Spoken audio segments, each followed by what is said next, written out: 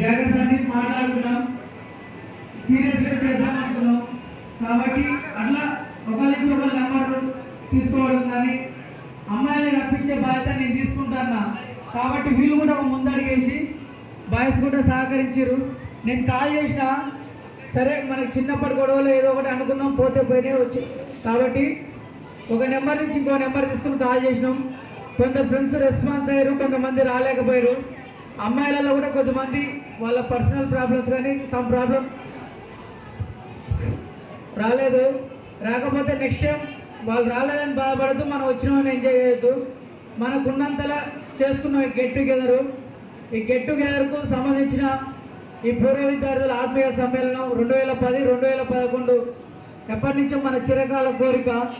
చిన్నప్పుడు జరిగిన సంఘటనలు ఇంకేమైనా ఉన్నా కూడా తీపి జ్ఞాపకాలు, మధుర జ్ఞాపకాలు.